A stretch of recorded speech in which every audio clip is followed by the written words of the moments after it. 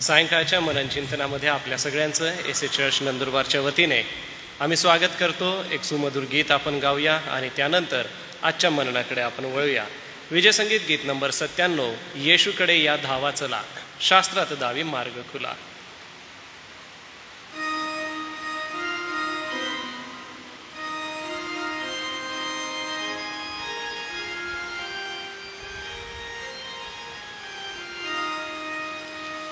येशूकडे या धावा चला, शास्त्रात दावी मार्ग खुला.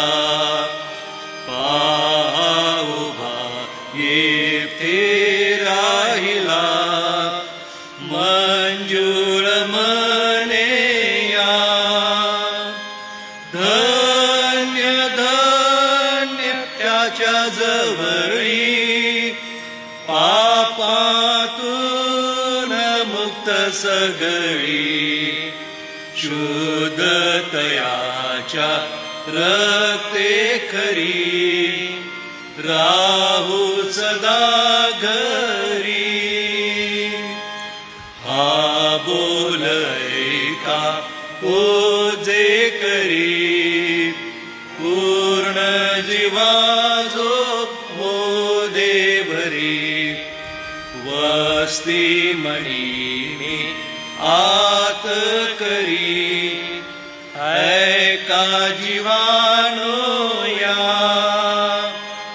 धन्य धन्य त्याच्या जवळी, पापातून मुक्त सगळी.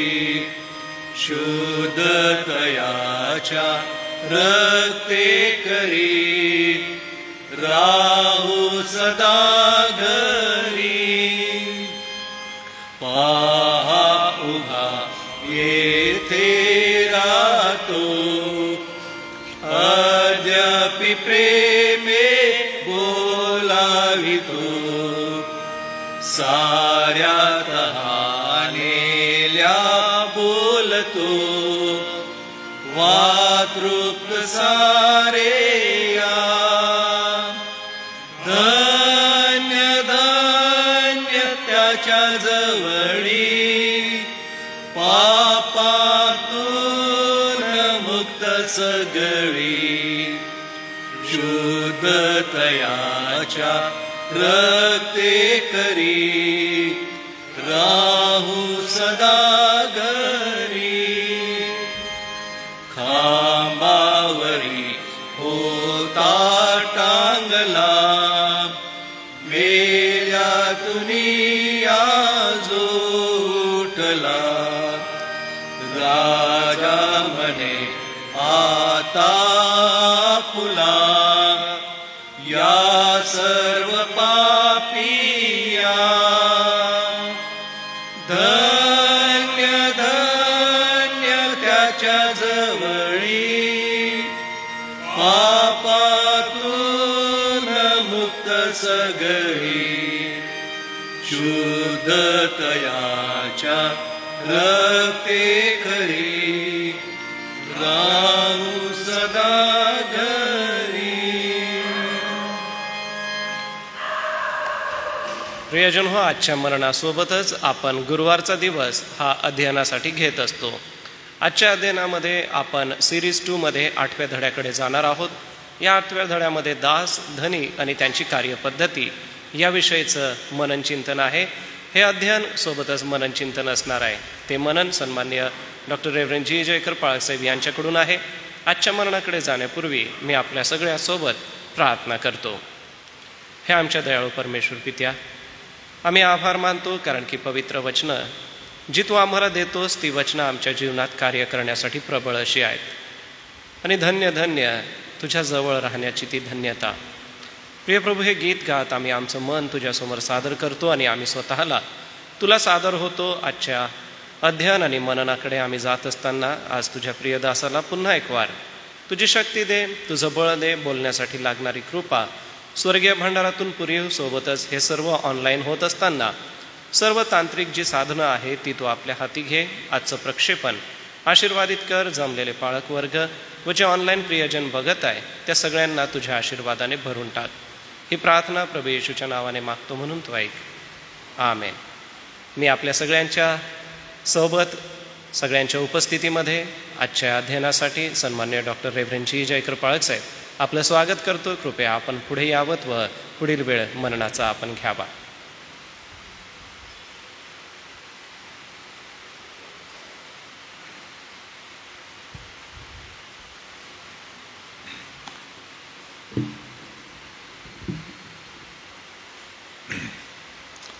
पुन्हा एकदा एस.ए. चर्च नंदुरबार आणि समस्त पदाधिकारी, अध्यक्ष महोदय, सेवक वर्ग मंडळीच्या वतीने मंडळी अंतर्गत ईश्वर विज्ञान आणि त्या ईश्वर विज्ञानाच्या आधारे सैद्धांतिक जडणघडण करण्यासाठी आपण मंडळी केंद्रित अभ्यास या दिवसामध्ये राबवत आहोत. यामध्ये आपण सध्या ख्रिस्ती जीवनाची, सेवेची, कुटुंबाची, मंडळीची मूलतत्वे किंवा प्रथम तत्वे शिकत आहोत. आणि सध्या आपण पुन्हा एकदा उजळणी करून दुसऱ्या शृंखलेतील दुसऱ्या पुस्तकाकडे आलेलो आहोत. पुस्तक क्रमांक दुसऱ्या शृंखलेमध्ये 2 किंवा सरळ 7 क्रमांक. आज दुसरा धडा आपण पूर्ण करणार आहोत. आम्हाला आनंद वाटतो की अनेक देशांमधून एस.ए. चर्च नंदुरबारच्या ह्या कार्यक्रमाला लोक बघतात, प्रतिसाद देतात. नुकत्याच ब्रुनेई नावाच्या देशातल्या बंधुजनांचं आम्ही स्वागत करतो आणि धन्यवाद देतो. ब्रुनेई फिलिपिन्स नावाचा जो देश पूर्वेला आहे, जपानच्या अगोदर त्या देशाच्या दक्षिणेला हा देश येतो. आम्ही देवाचा धन्यवाद करतो की आपण आमच्याशी सहभागिता ऑनलाईन करीत आहात. सोबतच नुकत्याच काही ब्रिटनमधून काही जण जडले आहेत, त्यांचं पण आम्ही स्वागत करतो. We thank God for all of you from Brunei and UK. We welcome you in the family of S A. Church Nandurbar and we pray that God will continue to bless you. We are studying together church-based theological education in the name of the principles or the first principles of life and ministry or church. And we are in the series 2, book 2, learning together about masters, slaves, and the work that has been given to them. Responsibilities, roles, what the Bible talks about, and Ephesians, especially chapter 6 verses 5 to 9. या दुसऱ्या धड्यामध्ये आपण पहिले शास्त्राभाग त्याकडे वळू. इफिस्कराचं पत्र, इफिस्करास पत्र अध्याय 6.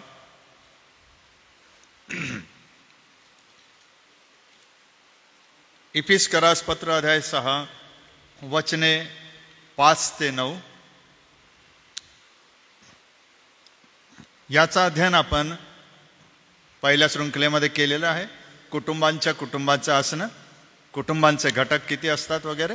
परंतु आज आपण फक्त 5 ते 9 या वचनातल्या शिक्षणाकडे लक्ष देणार आहोत. 6वा अध्याय इफिस्कराच्या पत्राचा 5वं वचन ते 9वं वचन. दासांनो, आपण ख्रिस्ताचेच आज्ञापालन करीत आहोत अशा भावनेने तुम्ही भीत भीत व कापत कापत सरळ अंतःकरणाने आपल्या देहदेशीतील धन्यांचे आज्ञापालन करीत जा. माणसांना खुश करणाऱ्या लोकांसारखे तोंड देखल्या चाकरीने नव्हे, तर देवाची इच्छा मनापासून पूर्ण करणाऱ्या ख्रिस्ताच्या दासांसारखे ते करीत जा. ही चाकरी माणसांची नव्हे, तर प्रभूची आहे असे मानून ती सद्भावाने करा. कारण तुम्हाला माहीत आहे की प्रत्येक जण, मग तो दास असो किंवा स्वतंत्र असो, जे काही चांगले करीतो तेच तो प्रभूकडून भरून पावेल. धन्यानो, तुम्हीही त्यांच्याशी तसेच वागा व धमकावण्याचं सोडून द्या. कारण तुम्हाला हे ठाऊक आहे की तुमचा व त्यांचा धनी स्वर्गात आहे आणि त्याच्याजवळ पक्षपात नाही. पार्श्वभूमी लेखक आपल्याला ठाऊक आहे. एफिस शहर जगप्रसिद्ध शहर, जगातील 7 अतिप्राचीन आश्चर्यांपैकी असणारं, आर्तमी देवीचं मंदिर असणारं, जागतिक प्रतिष्ठा पावलेलं श्रीमंतांचं शहर, व्यापारी शहर होतं. आणि या ठिकाणी मग मंडळीची स्थापना झाली. पौल तेथे गेला, त्याने सुवार्तेची घोषणा केली आणि या आर्तमी देवीच्या संप्रदायामधून किंवा तिच्या प्रभावाखालून अनेक जण प्रभू येशू ख्रिस्ताच्या मार्गाकडे वळले आणि त्यांचा एक गट सहभागी त्याचा स्थापन झाला. कालांतराने पौलाने त्यांना पत्र लिहिले आणि या पत्रामध्ये या विशेषतः 5 आणि 6 अध्यायामध्ये आपल्याला 6 कुटुंबाचे घटक दिसतात. पहिला घटक आहे स्त्रिया, म्हणजे पत्नी आणि पती. अगोदरच्या वचनामध्ये तुम्ही बघाल 22 पासून पुढे पहिले स्त्रिया म्हणजे पहिले पत्नी आणि पती. दुसरा घटक म्हणजे तिसरा आणि चौथा घटक दिसतो आईबाप, म्हणजे बाप आणि आई व मुले. आणि मग खाली 5 पासून 9 मध्ये दास आणि धनी. हे 6 त्यावेळेच्या कुटुंबांचे घटक आपल्याला दिसतात. एवढे घटक असणारं कुटुंब, शास्त्रज्ञ म्हणतात त्या प्रकारे मोठं कुटुंब, श्रीमंतांचं कुटुंब होतं की ज्यामध्ये एवढे घटक समाविष्ट होऊ शकत होते. राहण्याची पुरेशी सुविधा होती, रेलचेल होती, व्यवसाय होते आणि या सर्व घटकांचं मिळून त्यावेळेला कुटुंब असं म्हटलं जात होते. आणि हे सर्व ज्याच्यामध्ये आईबाप, पती पत्नी, मुलं आणि नंतर धनी आणि दास हे सगळं बघितलं तर प्रचंड मोठा व्यवसाय करणाऱ्या श्रीमंत कुटुंबाचं हे चित्र आहे. नुसतंच दास असता, नुसतंच पती पत्नी असती तर हे सर्वसाधारण कुटुंब मोजलं गेलं असतं. परंतु जेव्हा कुटुंबाचे एवढे मोठे 6 घटक जेव्हा आपल्याला दिसतात तर त्याचा अर्थ असा आहे, इफिस्करामध्ये असे लोक होते जे प्रचंड श्रीमंत आणि भौतिक संपन्न होते. आणि त्याचं कारण हेच आहे की तेथे प्रचंड मोठ्या प्रमाणावर व्यापार उदीम होते आणि लोक निर्णया प्रकारे पैसा कमवितच होते. मग अशा संस्कृतीमध्ये, अशा वातावरणामध्ये पौल जेव्हा जातो ते बघतो आणि सुवार्तेची सेवा सादर करतो तर तेव्हा त्याच्या प्रभावाने अशा प्रचंड प्रभावाखाली असणाऱ्या आर्तमी नावाच्या देवीच्या त्या संप्रदायामधून सुद्धा लोक देवाकडे वळतात, येशूवर विश्वास ठेवतात आणि कुटुंबाचे ते घटक बनतात. याचं सविस्तर वर्णन तुम्हाला 16, 17, 18, 19 या अध्यायामध्ये प्रसिद्धांच्या कृत्यामध्ये आपल्याला आढळतं. आजच्या आपल्या या अभ्यासामध्ये आपल्याला काय समजून घ्यायला पाहिजे, नेमकं आपल्याला काय लक्षात ठेवायला पाहिजे त्याकडे आता थोडं लक्ष द्या. पहिली गोष्ट आपल्याला ही लक्षात घ्यायची आहे की जरी पुष्कळ वेळेस आपल्याला शोभेल व साजेल असे काम, नोकरी, व्यवसाय मिळालेला नसेल तरी येशू ख्रिस्ताचा शिष्य या नात्याने आपला आंतरिक दृष्टिकोन आणि वृत्ती महत्वाची आहे हे समजून घेतलं पाहिजे. पुष्कळ वेळेस आपल्याला आपल्या क्षमतेप्रमाणे, योग्यतेप्रमाणे, लायकीप्रमाणे शोभेल साजेल असं काम, अशी नोकरी, असा व्यवसाय मिळेलच असं नाही. आणि त्यामुळे आपण आपला आंतरिक दृष्टिकोन बदलतो, आपली वृत्ती ही बदलून जाते. त्याला अनेक कारणं आहेत. एक आहे संस्कृती कशी आहे त्यावर. जर आपण आपल्या क्षेत्रामध्ये, नंदुरबारच्या क्षेत्रामध्ये जिथे आपण राहतो, जर त्याचा विचार केला तर, सांस्कृतिक आणि सामाजिक दृष्टिकोन घेतला तर उच्च दर्जाचे व्यवसाय कोणते आहेत आणि निम्न दर्जाचे व्यवसाय कोणते आहेत, कोणाला चांगलं म्हटलं जातं आणि कोणाला हलकट समजलं जातं, हे व्यवसाय ठरवत आहे. आणि अशा वेळेला काही जणांना बेरोजगारी आली, नोकरी गमावली, व्यवसाय बुडाला तर त्यांना आपण कसं समजतो? काही दैववादी बनतात, म्हणतात दैवाची लीला आहे, खेळ आहे. त्याला मी बळी पडलो आहे. देव माझ्याशी रंगमंचावर खेळ खेळतात, कलाकार कला दाखवतात, तसं देव माझा उपयोग करून त्याचा तो खेळ माझ्याशी करत आहे, असा समज येतो. काही लोक असं समजतात, माझ्या पूर्वाश्रमीच्या काही कर्माचं फळ मी भोगत आहे. काही जण असं म्हणतात, ख्रिस्ती विश्वासणारे असले तर शैतान माझ्या मागे लागलेला आहे. काही लोक असं म्हणतात, देवाने याला शाप दिला आहे, देवाने याला फटका मारलाय. असे अनेक मतवाद आपल्या कानावर पडतात. आपण बघतो, आपण समजतो. त्याचा परिणाम काय होतो की आपली जी दृष्टी आहे आंतरिक, ती बदलते, ती प्रभावित होते आणि आपणही तसा विचार करू लागतो, हां हे असंच असेल. देव माझ्यावर नाराज आहे, निराश आहे, तो मला आता आशीर्वाद देणार नाही, मला ते माझं जे मी गमावलं ते मला परत काय करणार नाही, असा समज आपण निर्माण करतो. आणि मग अशा लोकांचं काय होतं पुढे? ते कुटुंबापासून दूर जातात, एकमेकापासून दूर जातात, मंडळीपासून दूर जातात, समाजापासून दूर जातात, हरवले जातात, त्यांना शोधणं कठीण जातं. म्हणून आंतरिक दृष्टिकोन आणि वृत्ती, आपण कसं बघतो मग आणि कसं वागतो, याला प्रभावित करण्यासाठी काही वेळेला काही घडामोडींमुळे अशा व्यक्तींना शोभेल आणि साजेल असं काम, नोकरी, व्यवसाय मिळाला असेल तर बुडतो किंवा मिळत नाही. मग त्यावेळेला कशी मनोवृत्ती निर्माण होते, कसा दृष्टिकोन निर्माण होतो, याबद्दल पाऊल सांगतो. दुसरी गोष्ट आहे की सर्व कामाच्या स्थानांमध्ये, स्तरांमध्ये, पदांमध्ये आपण ज्या स्थितीत आहोत ती मध्ये ख्रिस्तच प्रभू आहे हे ओळखणे गरजेचं आहे. कोणतंही काम असो, आपल्या जोपासनेच्या शारीरिक वाढीच्या टप्प्यामध्ये जर ब्रह्मचर्य आहे, शिक्षण आहे, विद्यार्थी दशा आहे, तर शिकलंच पाहिजे.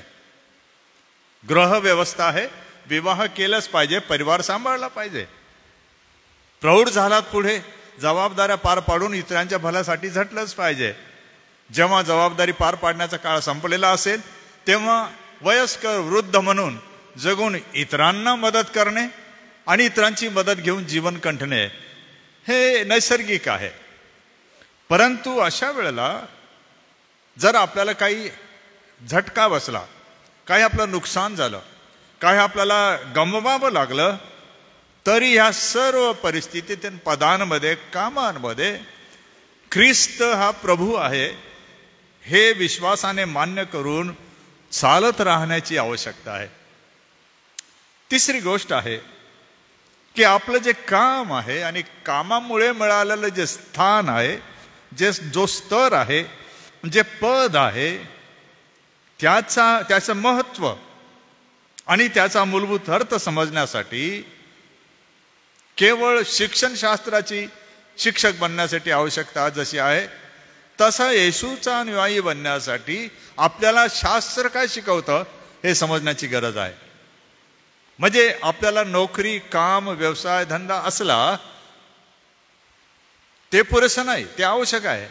पण त्याहीपेक्षा आवश्यक म्हणजे ज्या प्रभू येशूवर आपण विश्वास ठेवतो त्याची ओळख होणे, त्यामध्ये वाढणे आणि त्याकरिता पवित्र शास्त्राकडे वळणे ह्याची आवश्यकता आहे. का तर पवित्र शास्त्र आपल्याला आपल्या जीवनाबद्दल, आपल्या परिवाराबद्दल, आपल्या व्यवसाय आणि कामाबद्दल, मंडळीबद्दल, या जगाबद्दल त्याचा जो हेतू आहे तो पूर्ण करण्यासाठी त्याने आपल्याला बोलावलेला आहे. आपल्यासोबत इतरांचं पण भलं करायला त्याने आपल्याला बोलावलेलं आहे. म्हणून हे जर व्यवस्थित समजून घ्यायचं असेल तर पवित्र शास्त्र अध्ययन अत्यंत आवश्यक आहे. आणि म्हणून काम, नोकरी, व्यवसाय, तसंच त्याच्यामध्ये पाळक सुवार्तिक पण आले, त्यांचं पण ते काम आहे.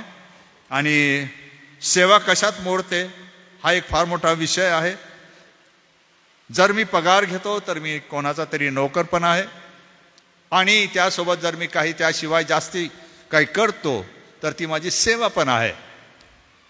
मी केलेल्या श्रमाचा मोबदला मला लोक देतील आणि जी मी सेवा केली त्याचा मोबदला माझा देव मला देईल. ते प्रतिफळ वेगळं आहे, त्याचा मुकुट वेगळा आहे, आणि या जगातल्या केलेल्या कामाचा मोबदला दिला तो भाग वेगळा आहे. ह्या दोन गोष्टी मध्ये अंतर आहे. आणि ते समजून घेण्यासाठी पाऊल म्हणतो की पवित्र शास्त्राकडे वळा, पवित्र शास्त्राचं शिक्षण घ्या.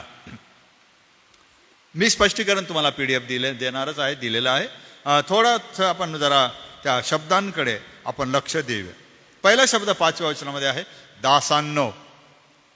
दासांनो म्हणजे गुलाम, ड्युलॉस हा ग्रीक शब्द आहे, परंतु दासांनो म्हणजे गुलाम.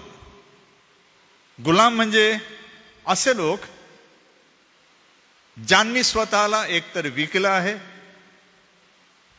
किंवा कोणीतरी त्यांना विकत घेतलेलं आहे आणि त्यामुळे त्यांना स्वतःवरचा अधिकार राहिलेला नाही. ते कोणाची तरी संपत्ती झालेले असतात, मिळकत झालेली आहे. कधी युद्धामुळे पण होतात, कधी अतिक्रमण करून होतात, कधी बाजारातून विकत घेण्यामुळे सुद्धा त्या काळात गुलाम बनविले जात होते. म्हणून तो पौलाची जी परिभाषा येथे आहे ती नीट बघितली तर तो प्रथम अशक्त गटांना प्राधान्य देतो. तो पती पत्नीचा संबंध दाखवताना पहिले पत्नीला प्राधान्य देतो. आईबाप आणि मुले यांना सांगत असताना मुलांना पहिले प्राधान्य देतो. आणि दास आणि धनी यांच्याबद्दल बोलताना दासांना प्राधान्य देतो. त्याला उतरती भाजणी चढती भाजणी असं आमच्या वेळेला होतं. असा हा जो नियम आहे. कमकुवत ते श्रेष्ठ, सशक्त. असं करण्याचं कारण काय असेल तर साधी गोष्ट आहे, त्यांना प्रोत्साहन मिळावं म्हणून.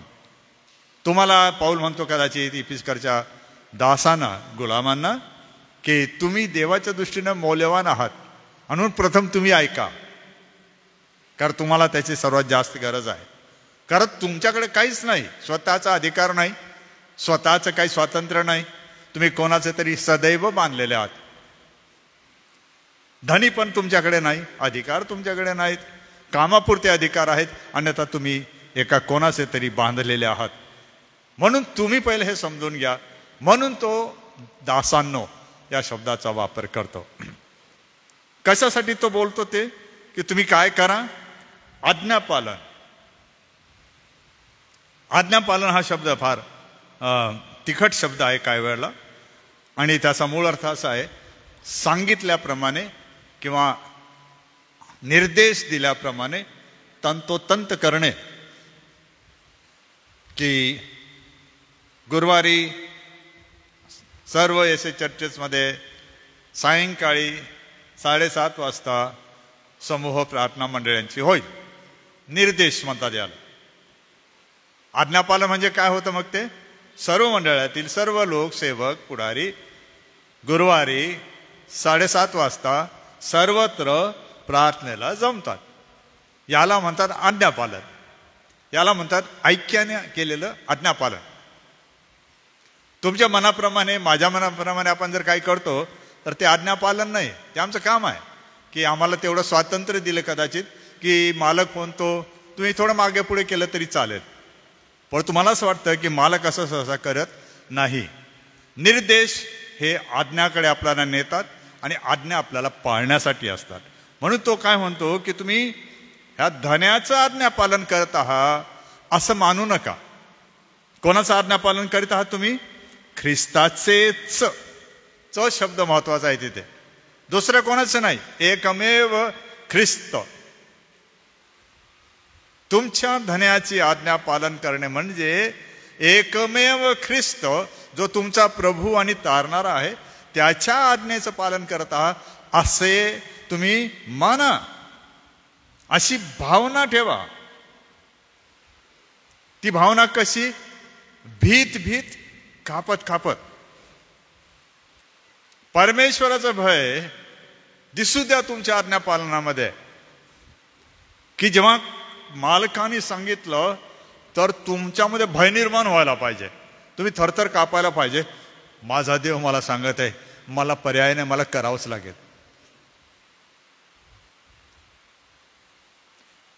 ज्या ठिकाणी देवाचं भय आहे त्या ठिकाणी देवाच्या ज्ञानाचाही प्रारंभ आहे.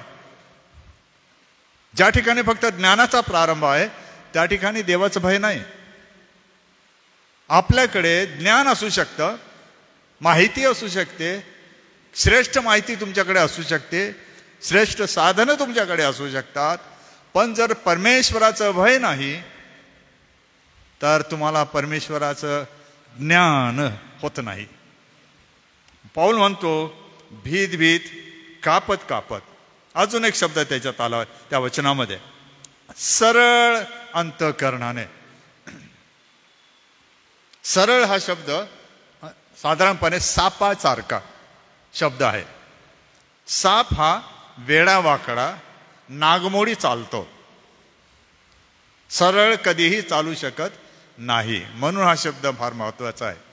तुमचं मन, तुमचं अंतःकरण म्हणजे हृदय, ज्याला कार्डिया म्हटलेलं आहे, पण इथे मन म्हणजे सुख आहे. तुमच्या मनातल्या भावना ह्या महत्वाच्या आहेत. त्या विकृत करू नका, त्या वेड्यावाकडा करू देऊ नका, होऊ देऊ नका. धन्याची आज्ञा आवडत नसेल म्हणून तुमचं मन अगदी कडूपणाने भरू नका, ते सरळ राहू द्या. जर त्याच्यात काही आलं तर ते बाहेर सुद्धा पटकन निघून जाईल. ते वेडवाकड राहिलं तर कुठेतरी अडकून पडाल. म्हणून भीत भीत कापत कापत सरळ अंतःकरणाने. वचन 6, हे आज्ञा पालन करण्यास आपल्याला काय अडचणी येते की मनुष्याचा स्वभाव आहे. वचन 6, माणसांना खुश करणे. मालकाला नाही, माणसांना खुश करणे. अजून काय, तोंड देखली चाकरी, लिप सर्व्हिस असं म्हणतात, पाहून वागणे. आणि मूळ अर्थ असा आहे, जोपर्यंत मालक बघत आहे तोपर्यंत त्याला दाखवण्यासाठी करायचं. एकदा मालक बाजूला झाला आपलं कामही बाजूला होतं. म्हणजे सरळ म्हणजे आपल्या मालकाबरोबर आपण कपट करतो, धोकेबाजी करतो, त्याला दगा देतो. पण तो आला तर त्याच्या तोंडाला दाखवण्यासाठी मी दाखवतो किंवा मी बोलतो, मालक आपण किती चांगले वगैरे वगैरे. पण मी त्याची चाकरी तशी करत नाही. कशी करायची मग ही चाकरी? देवाची इच्छा मनापासून पूर्ण करणारा, परत ख्रिस्ताच्या दासासारखे.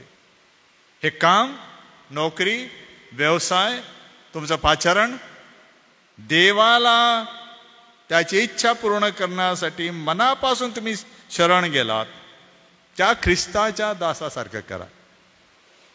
याचा अर्थ काय आहे की उदाहरणार्थ चतुर्थ श्रेणी कर्मचारी असतील, जे ऐकत पण असतील, तर परमेश्वर तुम्हाला काय म्हणतात?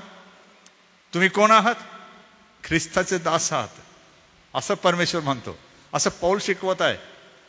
तृतीय श्रेणी कर्मचारी असतील, पौल काय म्हणतो, देव काय म्हणतो तुम्हाला? तुमची श्रेणी कोणती आहे? ख्रिस्ताच्या दासासारखी आहे. द्वितीय पहिल्या क्रमांकाचे मोठे, त्यांनाही पौल म्हणतोय तुम्हाला ठाऊक आहे का, तुमची श्रेणी ही जरी असेल तर तुमचं काम कशासारखं असायला पाहिजे? ख्रिस्ताच्या दासासारखं. तुम्ही कोण आहात? ख्रिस्ताचे दास आहात. केवळ पुलपिटची सेवा, मंडळीची सेवा करणारेच नाही, तुम्ही पण प्रत्येक जण तुमच्या तुमच्या कामानुसार, पदानुसार कोण आहात? ख्रिस्ताचे दास आहात. म्हणून ते करीत जा अशी आज्ञा पौल करतो. 7व्या वचनामध्ये हे काम ही चाकरी आहे असा शब्द आहे. 2 वेळेला शब्द आलेला आहे चाकरी. 6व्या वचनात आणि 7व्या वचनात चाकरी. चाकरमाने असं म्हणतात नोकरी करणाऱ्यांना. चाकरी, मोबदला घेऊन काम करणे, सेवा पुरविणे.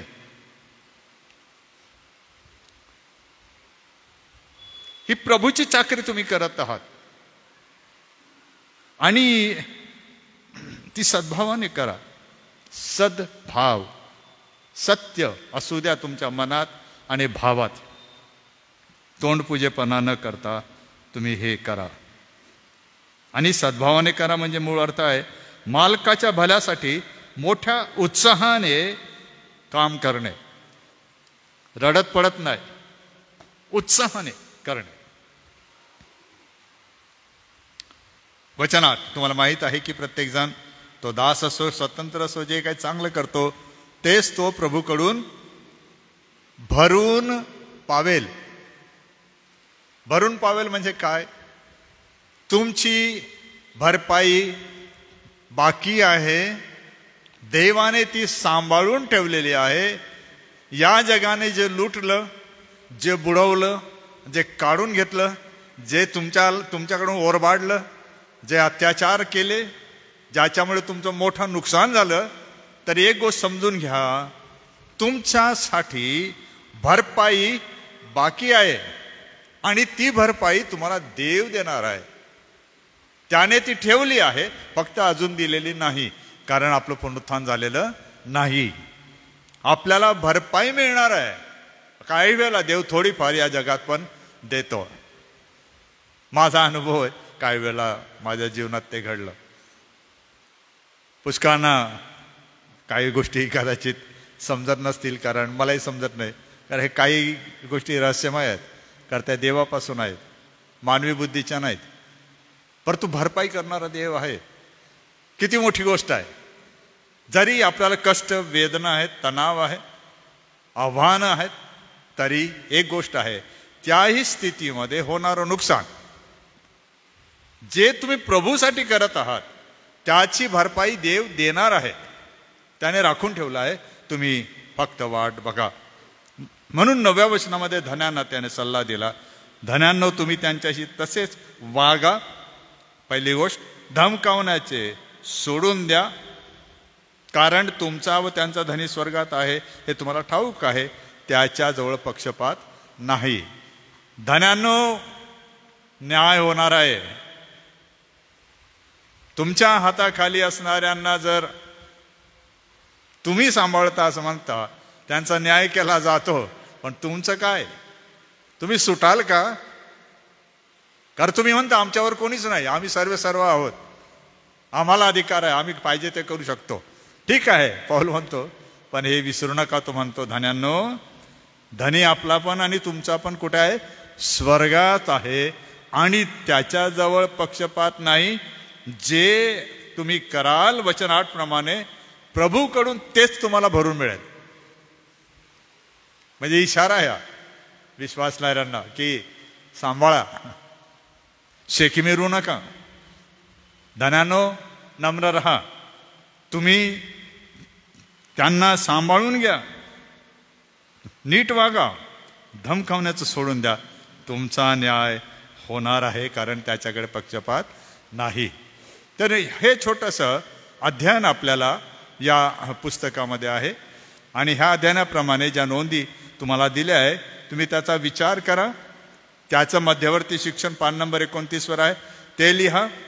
विद्वानांचा सल्ला मी घेतलेलाच आहे. सांस्कृतिक संबंध कसे असतात, समज कसे असते, ते पुढच्या 2 पानांवर आहे.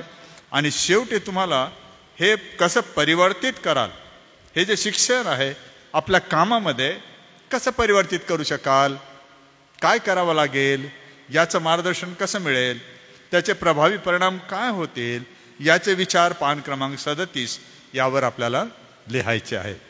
पुन्हा एकदा हे तुम्हाला देव आशीर्वादित करो.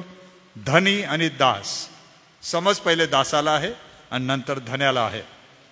कमजोर घटक सर्वप्रथम बघितला जातो आणि देव त्यांच्याकडे लक्ष पुरवतो.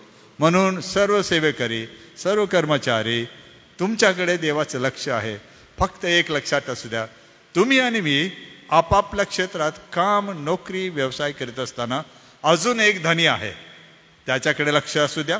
आणि त्याची चाकरी करीत असल्याप्रमाणे आपल्या धनाची चाकरी करा, कारण आपल्यासाठी वेतन राखून ठेवलेलं आहे. देव तुम्हाला आशीर्वाद देव.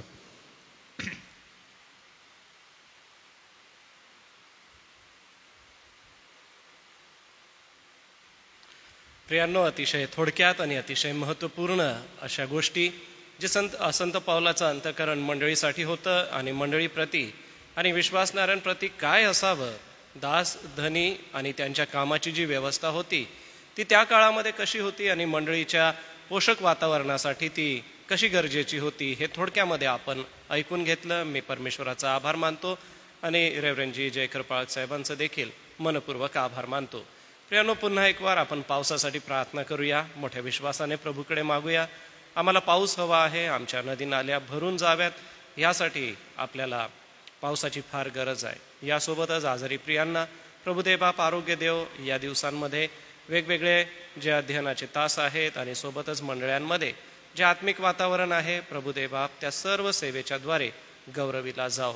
मी आपल्या सगळ्यांच्या वतीने सन्मान्य रेव्हरंड J.H. पठारे पाळक साहेब आपणाला विनंती करतो, आपण सगळ्यांच्या वतीने प्रार्थनेसाठी पुढे यावं. पाळक साहेबांची प्रार्थना झाली की आपण प्रभूची प्रार्थना म्हणू. प्रभूच्या प्रार्थनेनंतर रेव्हरंड J.H. पठारे पाळक साहेब प्रभूचा आशीर्वाद देतील. या रात्री ईश्वरा गीत गाऊ आणि आजचं मनन आपण थांबवणार आहोत. उद्या सायंकाळी देखील 6 ते 6:30 या वेळामध्ये मनन चिंतन असेल आणि उद्याचं मनन रेव्हरंड सॅमसन जयकर पाळक साहेब हे घेतील.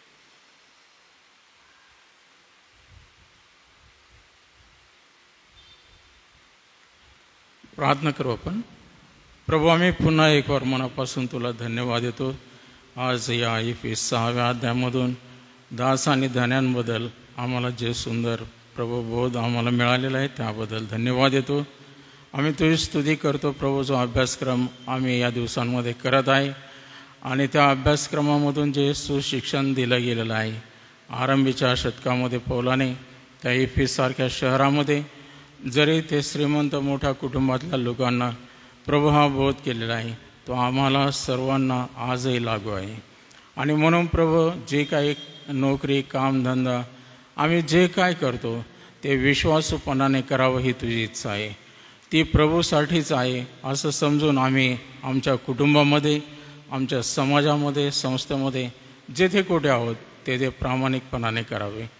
प्रभू, आम्ही तोंड देखल्या नव्हे, केवळ दाखवण्यापुरती नव्हे, परंतु प्रतिफळाच्या आशेने प्रभू ही सेवा मनोभावे करावी. म्हणून आम्हा सर्वांना सुबुद्धी आणि शहाणपण दे. जे धनी होते, जे श्रीमंत लोक होते, त्यांनी प्रभू तुला ग्रहण केलं. त्यांना विश्वास होता तुझ्यावर. आणि स्वर्गामध्ये सर्वांचा धनी एकच आहे.